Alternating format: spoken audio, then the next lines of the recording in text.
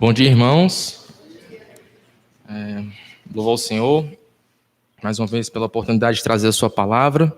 E assim também ao pastor Valnei, por ter confiado mais uma vez o púlpito para eu traga essa mensagem aos irmãos. Amém?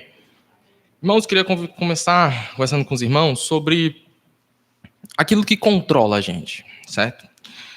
Muitas vezes nós somos direcionados ou vivemos baseado naquilo que nosso coração mais ambiciona ou deseja. É coisas que a gente vê no dia a dia.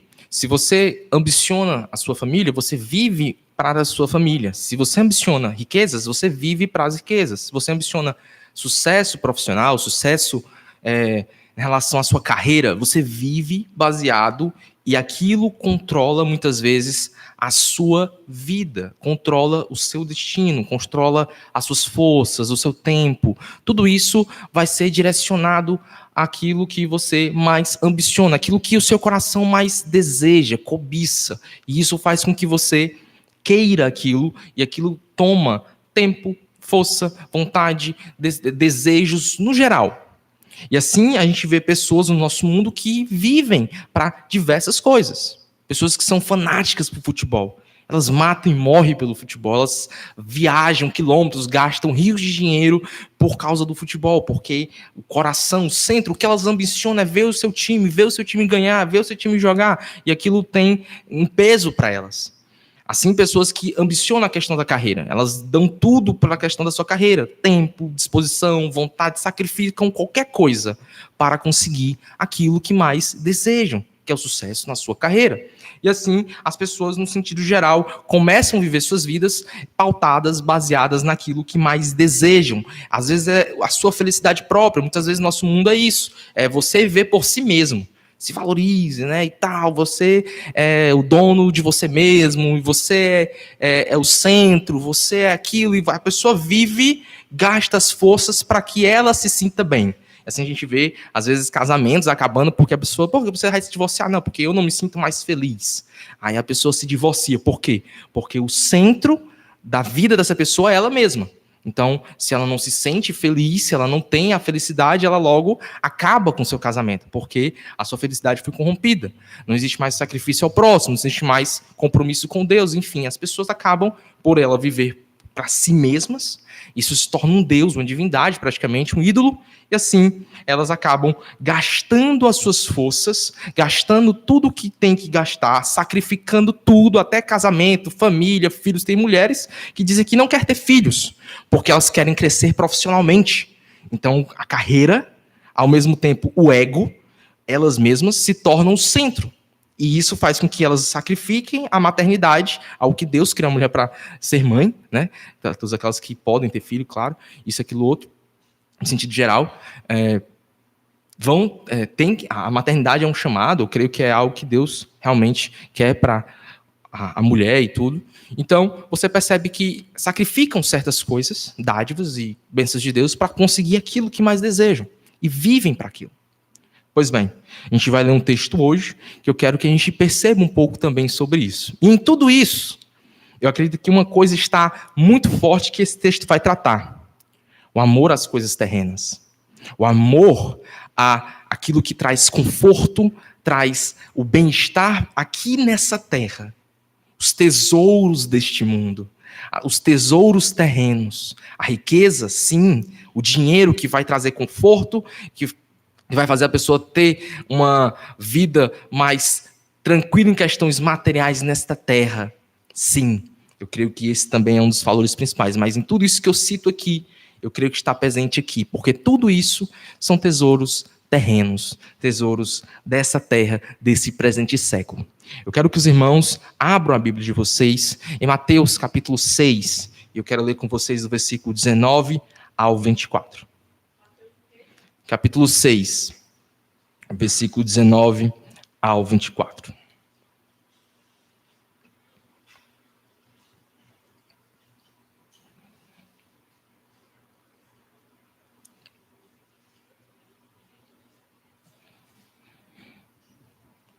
Amém, irmãos? Vamos começar. Não acumuleis para vós outros tesouros sobre a terra, onde a traça e a ferrugem corroem, e onde os ladrões escavam e roubam. Mas ajuntai para vós outros tesouros no céu, onde traça e nem ferrugem corrói, e onde ladrões não escavam nem roubam. Porque onde está o teu tesouro, aí estará também o teu coração. Não, são os olhos a lâmpada do corpo, e os teus olhos forem bons, todo o teu corpo será luminoso. Se, porém, teus olhos forem maus, todo o teu corpo estará em trevas. Portanto, caso a luz que em ti há sejam trevas, que grandes trevas serão? Ninguém pode servir a dois senhores, porque há de aborrecer-se de um e amar a outro, ou se devotará a um e desprezará ao outro. Não podeis servir a Deus e às riquezas. Em algumas traduções, mamon. Né? Pois bem, esse texto, ele está num bloco de textos, né, digamos assim, chamado Sermão da Montanha, que começa no capítulo 5 de Mateus, certo? E ele vai até o final do capítulo 7. No início do capítulo 8, nós vemos, ora, descendo ele do monte, grandes multidões o seguiram. Então, no primeiro versículo do capítulo 8, Jesus desce do monte. No primeiro versículo do capítulo 5, você vai identificar que ele subiu no monte. Versículo 5 de Mateus 5. Versículo 1, na verdade. Vendo Jesus as multidões, subiu ao monte, e como se assentasse, aproximaram-se os seus discípulos. Então, você vê ele subindo no capítulo 5 e descendo no início do capítulo 8, primeiro versículo. Então, esse sermão, ele está no conhecido sermão da montanha, o sermão do monte, né? Então, esse faz parte, né? Que são várias instruções que a gente vê aqui preciosas de Cristo para os seus discípulos, para que eles vivam em santidade, vivam em temor, vendo aqui como uma ética do reino, né? Os mandamentos, as leis do reino, todas aqui expostas nesse grande sermão. É muito rico, tem muitas informações preciosíssimas do Sermão da Montanha. Em Mateus capítulo 6 não é diferente. Nós chegamos quase no final desse capítulo, né? Ele acaba no versículo 34. E boa parte da temática de Mateus 6, no Sermão da Montanha todo trata muito dessa temática, mas no capítulo 6 em especial a gente vê uma ênfase mais forte nessa relação, pelo menos nos primeiros 18 versículos primeiro. Talvez um tema que prevaleça do 1 ao 18 de Mateus 6 seja a hipocrisia religiosa. Porque constantemente Jesus está advertindo aos seus discípulos para não serem hipócritas. Se você ler o primeiro versículo do capítulo 6, diz assim: guardai-vos de exercer a vossa justiça diante dos homens, a fim de em secreto vistos por eles de outra sorte, ou com o fim de serdes vistos por eles. De outra sorte, não terão galardão junto ao vosso Pai Celestial. Quem é visto por eles, né? Por dos homens. A ideia dos hipócritas fazer tudo à vista dos outros. Você vai ver, por exemplo, também no versículo posterior das esmolas, né? Versículo 2, 3 e 4, né? Ele fala sobre dar esmolas como não fazem os hipócritas, para não fazer como os hipócritas. Ele diz assim no versículo 2: quando, pois, deres esmolas, não toques trombeta diante de ti, como fazem os hipócritas, nas sinagogas e nas ruas. E ele continua, quando ele vai falar do Sermão da Montanha, ele fala a mesma coisa, fala do orar, né? Ele fala da questão das obras de justiça, que ele fala que exercer a vossa justiça, fala para não fazer como os hipócritas. Ele fala sobre dar esmolas, para não fazer como os hipócritas, que queriam mostrar que estavam dando as esmolas. Ele vai falando também na questão de orar. Ele vai falar sobre o cuidado de você não fazer como os hipócritas, queria que ser visto por todos. Aqui não é uma exortação em si, a oração em público. Lembrando, é uma exortação à oração hipócrita que eles faziam. Mas não a oração em público em si, mas a oração hipócrita, que essas pessoas, eles não oravam, só queriam orar em público para se mostrar como espirituais, para mostrar que eram mais santos e tudo mais. Essa motivação que é o perigo, que é errada, não a oração em pública em si, a oração pública em si. Ele continua. Ele vai falar sobre, ele dá o exemplo do Sermão da Montanha, que é fantástico, ou a oração do Pai Nosso, que é fantástica, que temos como uma das ênfases, né? Venha o teu reino, fazer a tua vontade, onde Deus é o centro, onde fazemos as coisas para o Senhor, para agradar o Senhor, e a oração do Pai Nosso tem essa relação, né? Faça-se a tua vontade, venha o teu reino. É uma oração que mostra a dependência de Deus, como os hipócritas eram o contrário, queriam ser, né, vangloriar das suas próprias obras, daquilo que faziam, dizendo como se fosse uma forma de independência. A oração do Pai Nosso traz a dependência e ainda mais também agradar a Deus, não aos homens. E aí ele vai continuar. A questão do jejum também, em Mateus capítulo 6, versículo 16 ao 18. Os hipócritas mostravam que estavam em jejum ali, com a cara desfalecida e tudo, dizendo que estavam jejuando. E Jesus diz, não façam como eles. Isso é hipocrisia, querem só ser vistos pelos homens, não querem agradar a Deus. A motivação do coração deles é pecaminosa, é errada. Então, do 1 ao 18, nós temos boa parte de um confronto de Cristo, né? Como eu disse, todo o Sermão da Montanha vai trabalhar também com essa temática, mas especialmente do 1 ao 18, a gente tem uma relação muito forte com isso, de mostrar a hipocrisia religiosa como ela é errada. E em todos esses versículos nós temos um antídoto que Jesus dá à oração hipócrita ou à hipocrisia religiosa. Constantemente também, quando você lê esses versículos, você vai notar outra palavra, outra frase constantemente apontada por Cristo. Qual era a frase? Se nós vermos o texto, nós olharmos o texto, nós vamos ver constantemente essa frase. O versículo 1 que eu li com vocês, no final diz assim: não tereis galardão junto de vosso Pai celestial. Versículo 4 diz assim: para que a tua esmola fique em secreto, e teu Pai, que vê em secreto, te recompensará. Assim também no versículo 6,6, que ele fala da oração, finalzinho do versículo, parte B, né? Que está em secreto, e teu Pai, que vê em secreto, te recompensará. Assim também no 6,18, que vai falar: com o fim de não parecer ao homem que jejueis, e sim ao teu Pai em secreto, e teu Pai, que vê em secreto, te recompensará. Constantemente, o remédio, digamos assim, o antídoto da hipocrisia é uma motivação correta em agradar a Deus. A recompensa aqui provavelmente seja galardões, sejam coisas que Deus pode abençoar o crente. Além do galardão, creio que pode ter também outras relações de bênçãos espirituais, não necessariamente bênçãos materiais. Galardão é uma questão na eternidade, né? E, enfim, que o crente vai ser recompensado no tribunal de Cristo, né? Essa é a ideia, que ele vai receber os galardões lá no tribunal de Cristo, onde é para os salvos, para os eleitos. Mas, em sentido geral, essas recompensas do Pai, além de voltarem a essa, porque no primeiro versículo ele fala isso, de Mateus 6, não tereis galardão junto ao vosso Pai Celeste. Aí ele vai continuar de recompensas depois. Eu creio que também pode e deve estar falando de galardões, mas eu creio que também pode ser mais abrangente, de recompensas do Senhor mesmo, em relação a bênçãos espirituais, na sua vida espiritual como um todo, e pode, talvez, não necessariamente nem obrigatoriamente, mas bênçãos também na nossa vida física, né? Deus prover, Deus abençoar em outras áreas, mas não necessariamente nem obrigatório, né? Acredito que bem mais em espirituais e questão de galardões. E aí ele fala, mas tudo isso com um motivo de agradar a Deus. A oração do Pai Nosso vem um pouco antes, onde nós lemos: venha o teu reino e seja feita a tua vontade. Onde nós temos a dependência ao Senhor e ao mesmo tempo nós temos a forma de agradar ao teu rei, ao nosso rei, ao nosso Senhor. Porque seja feita a tua vontade. Venha o teu reino.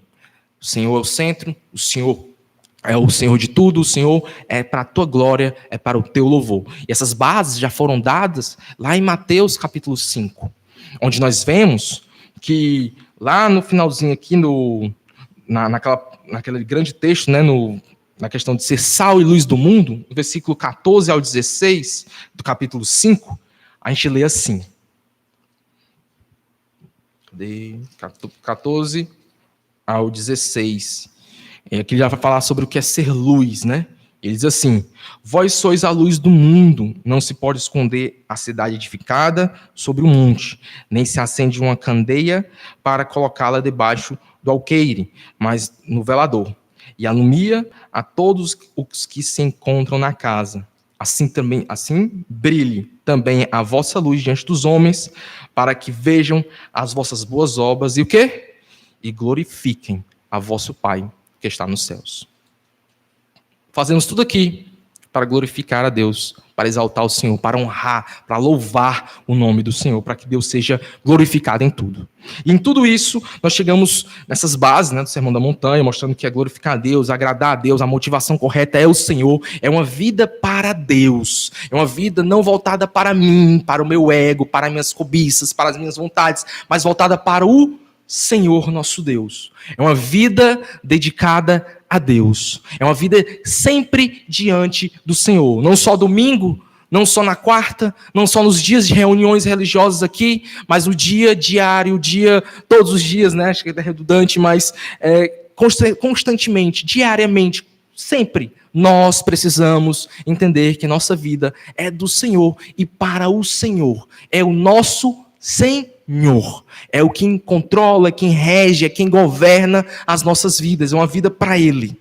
E aqui nós chegamos no nosso texto, 19 ao 24. Nós temos algumas realidades. Ele diz assim: não acumuleis para vós outros tesouros sobre a terra, onde a traça e a ferrugem corrói, onde ladrões escavam e roubam, mas ajuntai para vós outros tesouros no céu, onde traça nem ferrugem corrói, onde ladrões não escavam nem roubam, porque onde está o teu tesouro, aí estará também o teu coração.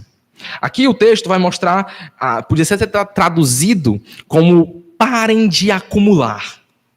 Parem. E aqui não é uma ordem para que você não tenha provisões financeiras, ou não tenha um bom emprego, ou não até queira ter um bom emprego, um emprego que lhe pague, remunere bem, tenha uma vida com uma certa forma de prover as necessidades e até ter provisões futuras. Não é isso, porque a gente tem outros textos das Escrituras, certo? Que falam sobre isso. A gente tem lá a questão de... É um terrível mal, né? A questão do amor ao dinheiro e tudo mais, mas aqui a gente tem o homem poder prover os seus parentes, como está lá em 1 Timóteo, capítulo 5, versículo 8, a ideia de poder prover o seu parente. Então você tem que ter uma condição até para prover a necessidade sua, da sua casa, a ideia de parentes, irmãos em Cristo e tudo mais. Então, ou a questão do trabalho e a provisão para o futuro. A gente também tem isso. Você tem que trabalhar e ter provisões para o futuro. Como diz lá em Provérbios, capítulo 6, versículo 6 ao 8. A gente também tem a questão de poder usufruir de coisas boas da criação. De poder fazer uma viagem, né? De usufruir, a gente tem isso também, a questão de poder usufruir da criação que Deus nos deu. Então, essas coisas requerem algum tipo de teor financeiro também. De riquezas, de bens. E isso não é errado em si. A riqueza não é errada em si. Ter bens não é errado em si. O que é combatido aqui é o amor ao dinheiro, o amor às riquezas, o amor àquilo que a gente vê que é material, é terreno.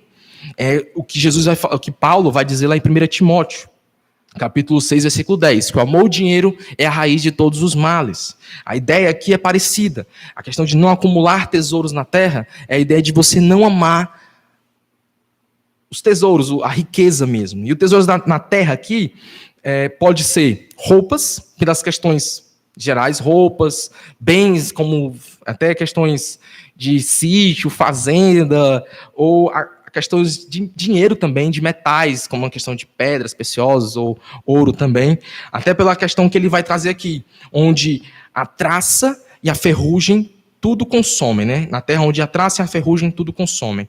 A traça aqui, como disse, roupas, a traça come roupas. Então, pode ser isso. Mas traça aqui não só o bichinho que a gente conhece de traça, né? Mas pode ser ratazanas, animais que trazem essa ideia de corroer. Assim como a ferrugem. A ferrugem não é só a questão de corrosão de materiais, mas também a questão de ratazanas, como eu disse, ratazanas, o rato aqui mesmo, bicho, ele pode corroer os bens e tudo mais, de comer e tudo mais. Então, ele está falando desses bens em geral, não apenas das riquezas monetárias, mas bens e posses e tudo mais.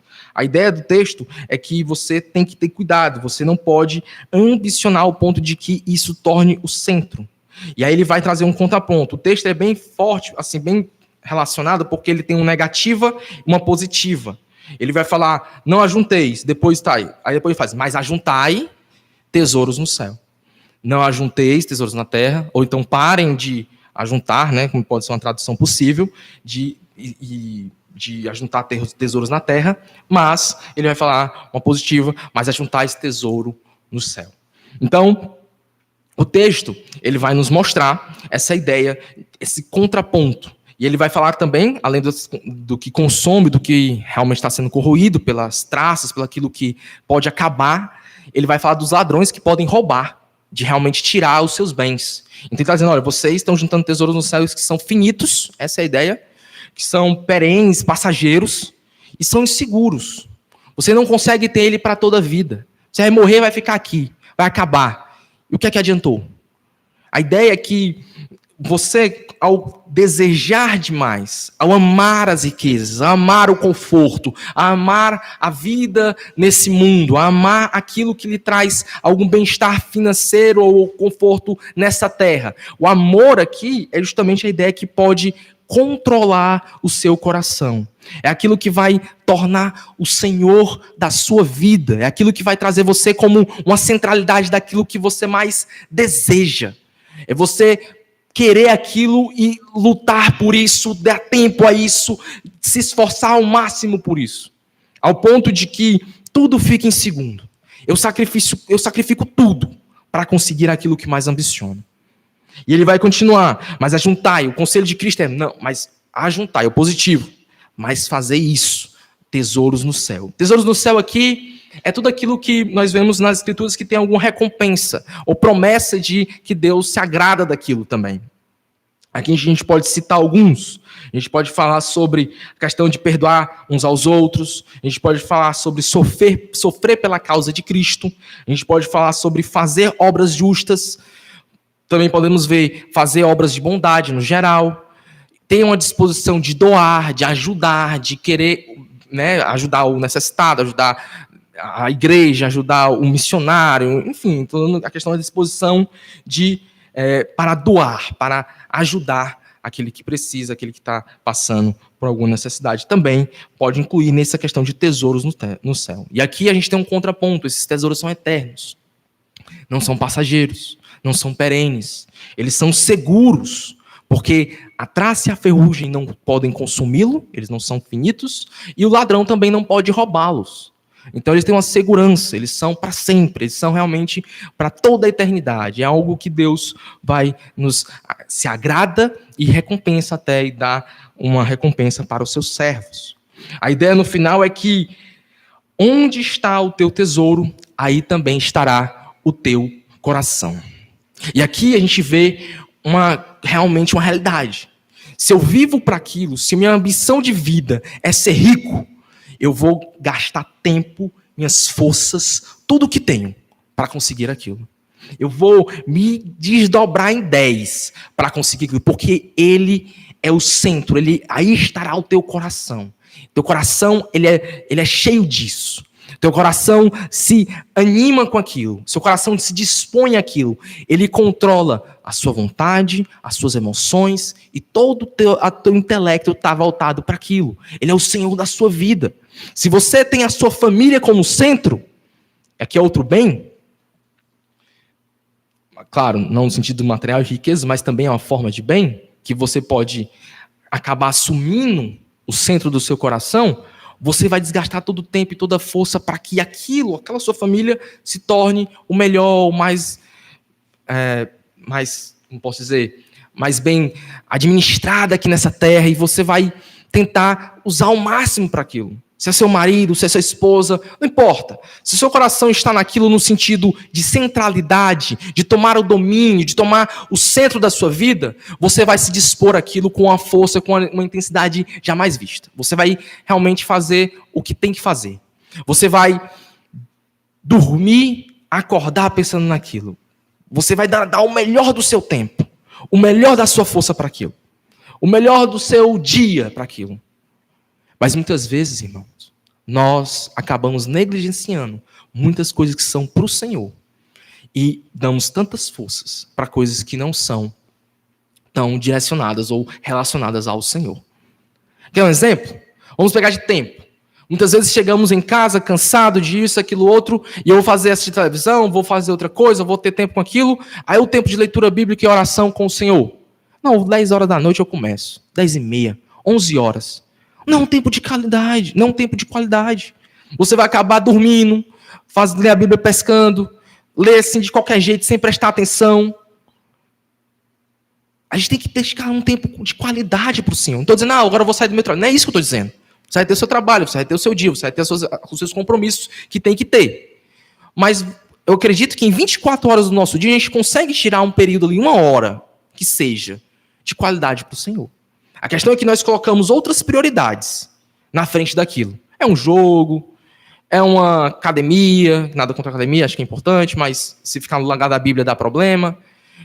Outras coisas diárias, que fazem com que a nossa vida seja pautada em tudo o que desejamos, menos na Bíblia, menos na oração, naquele momento com o Senhor, de intimidade, de oração, de estar com o Senhor diariamente ali, para ter um momento de comunhão. Como podemos ter uma vida de qualidade, de oração, de comunhão com o Senhor? De realmente, como eu estou dizendo aqui, como nós podemos fazer isso? Com qualidade. Se dedicamos tão pouco tempo, se muitas vezes o pior do nosso dia, o pior do nosso tempo, nós dedicamos ao Senhor, às coisas eternas, aquilo que Deus se agrada. Claro que Deus se agrada, claro, do seu trabalho, da sua família, tudo isso. Mas quando elas estão no lugar certo, quando elas estão na posição certa, se ela assume o centro, se ela assume a centralidade, o trono do seu coração, já virou idolatria, já passou a ser o Senhor da sua vida. Já passou a ser algo que controla você. Não mais o Senhor, não mais a palavra de Deus. A gente vai ver isso, ele está falando muito mais aqui das riquezas. É o que Jesus está batendo, que eu também vou bater e estou batendo aqui também. Porque aquilo que às vezes eu quero um sucesso profissional, para ter conforto, para ter o carro do ano, para ter uma casa no Alphaville, para ter riquezas, viajar em 10 dias, para Maldivas, para tudo no mundo. E eu me dedico a isso.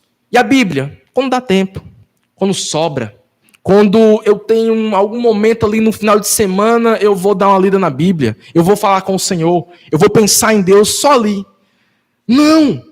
Tudo que a gente faz é para a glória de Deus. Então, no seu trabalho é para a glória de Deus. Então, no trabalho, Deus se agrada quando aquilo é feito para o Senhor. As suas riquezas, as suas posses, tudo é feito para o Senhor. Tem que ser feito para o Senhor. Se não for, vira trono, vira Senhor, o trono do seu coração, vira o Senhor da sua vida. E isso é terrível. Isso é idolatria, isso é pecado, isso distancia todos os crentes, isso mata a igreja, mata o crente. Por quê? Porque você não tem mais Cristo, o nosso Senhor, como Senhor da sua vida. Tudo virou seu Senhor, menos a palavra, menos o que Ele manda em relação a como tem que ser as coisas. Nada errado com a riqueza em si, não é o problema da riqueza. O problema é onde seu coração está. É o que você cobiça mais, é o que você deseja mais. Meu desejo maior é agradar ao Senhor, é viver para a glória de Deus, diariamente. É isso que eu quero fazer, é isso que eu vou viver e lutar para fazer.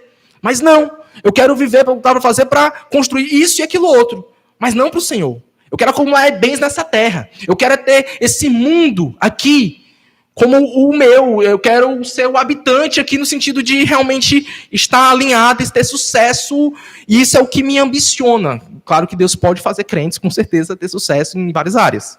Mas eu estou falando aqui, que quem está brigando, exortando, né, na verdade, é que as riquezas podem ser o centro da sua vida. Se Deus abençoar, amém, mas isso não é o ponto aqui é que ele vai viver para isso. Eu quero, o meu desejo, a minha cobiça, o que o meu coração está centrado, a minha força, o meu intelecto, tudo é para acumular riqueza. É isso que ele está dizendo aqui, os tesouros da terra. É ter aqui bens, é ter posses, é ter riqueza, ter as posses já para conforto. E ele confia nisso. E a gente vai ver isso. E aí ele continua o texto, versículo 22 e 23. São os olhos a lâmpada do corpo. Se os teus olhos forem bons, todo o teu corpo será luminoso. Se, porém, os teus olhos forem maus, todo o teu corpo estará em trevas. Portanto, caso a luz que em ti há sejam trevas, que grandes trevas serão. Algumas pessoas acham que esses textos são independentes, mas não são, acredito que são todos interligados. E aí, os olhos aqui pode se equivaler ao coração. A gente vê isso, por exemplo, no Salmo 119. No versículo 10, a gente vê que um coração voltado ao Senhor equivale aos olhos fixos na lei do Senhor. No mesmo Salmo, no Salmo 19, versículo 18, e no 149 desse mesmo Salmo 119, a gente vai ver que ele fala dos olhos fixos na lei do Senhor. Então, a relação implica lá no Salmo que um coração que está no Senhor implica nos olhos fixos na lei do Senhor. Então, se você ama a Deus, você ama a sua palavra, ama os seus mandamentos, ama aquilo que Ele ordenou e nos mandou fazer. Então, os olhos aqui, eles equivalem ao coração. Então, ele está dizendo de um coração que é luz e de um coração que é trevas. E ele fala sobre pensar, né? Se, porém, os teus olhos forem maus, todo o teu corpo estará em trevas. Portanto, caso a luz que há em ti sejam trevas, que grandes trevas serão. A questão do olhar também é a ideia da cobiça, do desejo, aquilo que você ambiciona. Então, se o seu corpo, se o seu coração deseja as coisas dessa terra, a perenidade, as coisas que passam e não as coisas eternas, e sua vida toda é envolta do que aqui e agora, só no que essa terra promete, só naquilo que essa terra dá aos que vivem nela, a ideia é que o seu corpo será mau, porque corrompe todo homem. Se você deseja aquilo que não é bom, que não agrada ao Senhor, você vai viver uma vida de pecado. Você vai viver uma vida que é voltada na avareza, no egoísmo. E aí a ideia também que passa de ter uns olhos turvos. A gente fala muitas vezes da palavra, né, nos Salmos, que é lâmpada para os nossos pés, que ela guia o nosso caminho, que ela nos instrui, que você tem os olhos abertos para poder andar conforme aquilo que as Escrituras ensinam, e assim você tem a sua direção clara, de forma que é visível, que é possível ver. Mas quando você está em trevas, os seus olhos ficam encobertos e você não consegue ver qual é a melhor direção. Seus caminhos são maus, o seu caminho não é claro, sua direção é ruim. E aí é isso também que passa pelo texto, com os olhos. Ou seja, não tem visão clara e viverá sem orientação, nem direção objetiva, clara, porque seus olhos estão cobertos, estão em trevas, e todo o seu corpo será treva, porque corrompe todo homem. Porque aqui, como fala do coração, e Jesus já falou isso um pouco mais na frente, aqui em Mateus, ele vai trabalhar sobre isso, que vai falar sobre o que corrompe o homem não é o que entra, mas o que sai, porque vem do coração. E ele fala dos maus desígnios, homicídios, assassinatos, porque aquilo que está no centro do seu coração, ele influencia toda a sua vida. Todo o seu ser é contaminado por aquilo que está no seu coração, porque dele vem as fontes da vida. É dele que procede as fontes, é dele que vem os maus desígnios, pensamentos, homicídios e tudo mais. Então, o homem tem que purificar o seu coração. A ideia do olhar que passa aqui equivale ao coração. Ele está dizendo, se o coração for ruim, se os seus desejos, aquilo que controla o seu coração, o que é senhor do seu coração for mal, todo o seu corpo será trevas, mal, terrível. Aquilo que controla, se você não tiver realmente pautado naquilo que o Senhor quer, você tem outro Deus, não o Deus da Bíblia. Você pode ter as suas riquezas, o seu Deus, o Senhor, que controla, que governa, que guia o seu dia a dia. Pode ser elas o seu Deus. Pode ser o seu trabalho o seu Deus. Eu faço tudo para o meu trabalho. Até me corrompo. O cara diz, mente aí. E o cara, não, meu trabalho. Aí o cara mente. Claramente Deus disse para não mentir, mas o cara mente para quê? Para poder ficar bem no trabalho. Porque o trabalho é o centro da vida dele.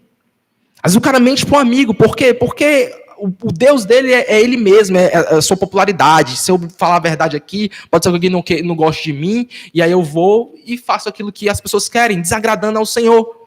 E você acaba, muitas vezes, corrompendo aquilo que Deus diz, indo contra a palavra de Deus, para poder ter aquilo que você deseja, o seu coração. Lembrando, o texto está falando realmente, principalmente das riquezas, dos bens, da confiança no material. Mas isso aqui se aplica, eu creio, muito mais, mais além, né? Muito mais além do que isso também.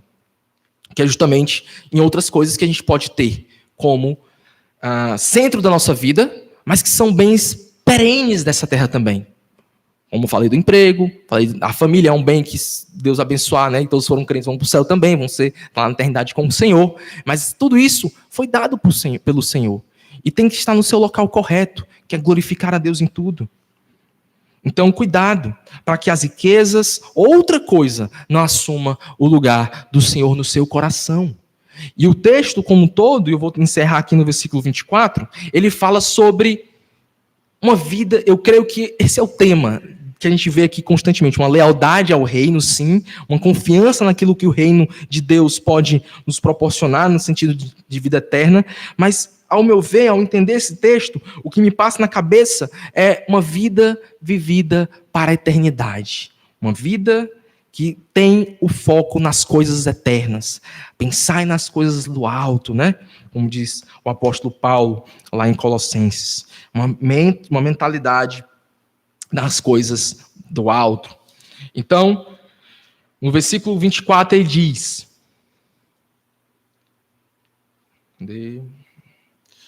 ninguém pode servir a dois senhores, porque ou há de aborrecer-se de um e amar ao outro, ou se devotará a um e desprezará ao outro. Não podeis servir a Deus e às riquezas.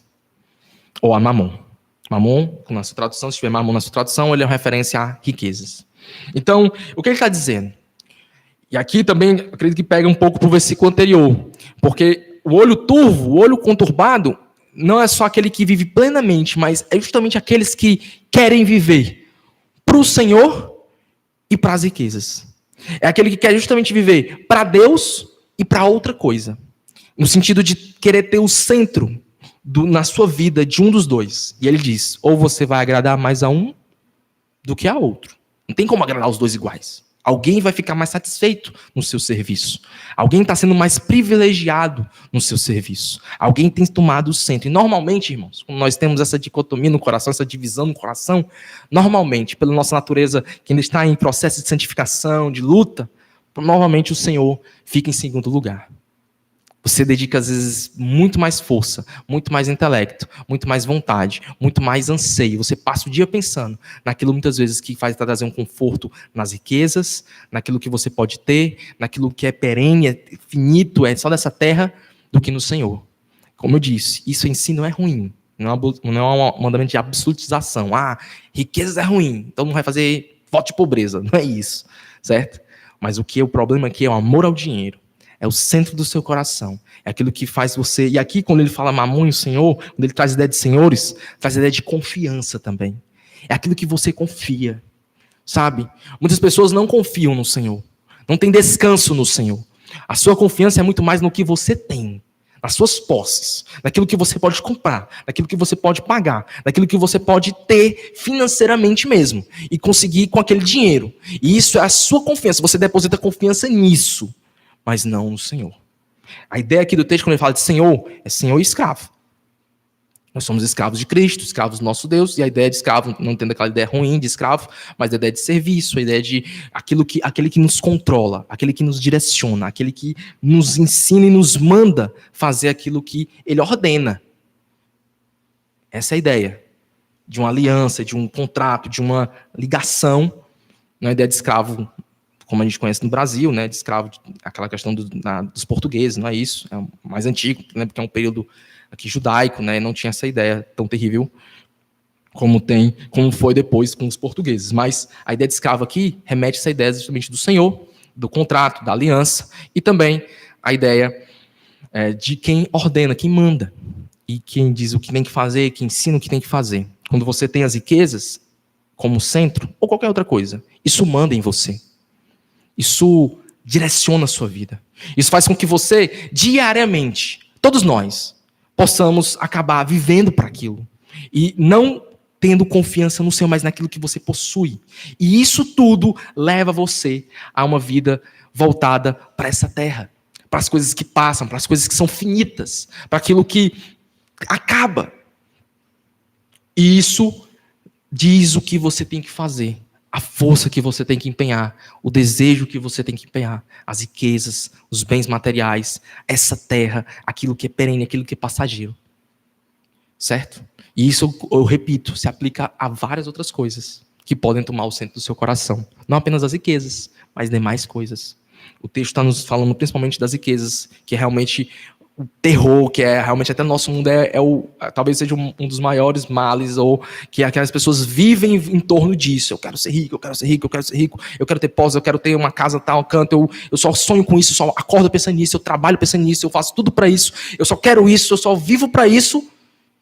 As pessoas voltam toda a sua vida, toda a sua energia para bens e posses e tudo mais. Mas o crente, Ele tem seu trabalho, ele pode até ganhar bem, ele pode ter um sucesso no seu trabalho, mas tudo para glória de Deus, tudo para o Senhor, tudo para que Deus seja glorificado, eu honrando o Senhor, eu podendo ter um coração disposto a ajudar o necessitado, o irmão da igreja que está passando dificuldade, eu tendo condições de usar esse dinheiro para dar oferta e dizimar e poder ajudar mais alguém que precisa. E no meu trabalho eu quero glorificar o Senhor lá, eu prego o evangelho, eu ensino sobre as escrituras, eu mostro que meu coração não está volto para esse mundo, não está voltado, né, para esse mundo, mas voltado para Deus, para que Deus seja honrado. Eu faço para o Senhor.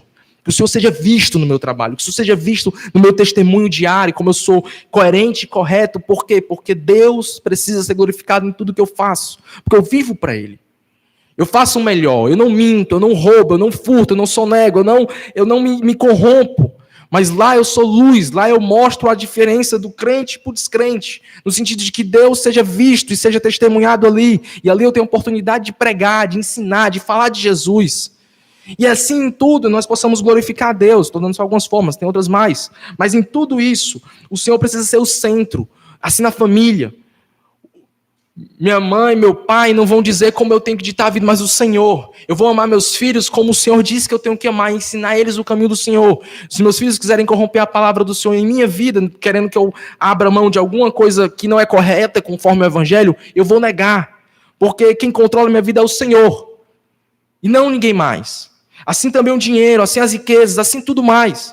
Que a nossa vida possa ser para isso. Aplicações que eu quero trazer com isso é que aquilo que controla o nosso coração precisa ser as coisas do alto, as coisas eternas, aquilo que agrada a Deus, aquilo que o Senhor promete recompensas, aquilo que o Senhor diz que é bom, é perfeito, é bom e agradável a Ele. É isso que precisa ser o nosso norte do coração, que centro da nossa vida. Assim também, o cuidado com os desejos dessa terra. Ele pode controlar a sua vida ao ponto de você esquecer de Deus, ou deixar Deus de lado, em última instância. Deus é só mais uma coisa na minha semana. Deus é só mais um no meu dia a dia. C.S. Lewis dizia uma coisa bem interessante. Ele dizia, eu me esqueci o nome que ele dava, mas ele dizia que, ele falava, né? Ele disse antigamente, mas ele falava que uma das principais coisas que acaba com os ídolos dos homens é a morte. A morte, ela destrói ídolos.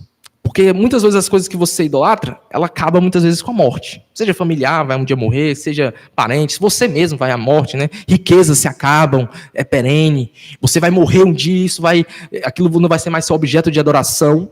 Eu acumulei riquezas, rios de dinheiro na terra. Mas você vive o quê? 80 anos, 90 anos, 100 anos. Aí você morre. A riqueza não vai com você. O dinheiro não vai. Vai ficar aqui. A traça e a ferrugem vão dar conta dele. E o ladrão vai roubar. Vai acabar. E para o Senhor, o que você conseguiu? Ganhar o mundo inteiro e perder a alma? Perder as coisas eternas? O que adianta ganhar o mundo inteiro e perder a sua alma? O que adianta ganhar tudo, ter todas as posses? E diante do Senhor, ser um perdido. Que vai experimentar uma eternidade de sofrimento e dor. É sem sentido.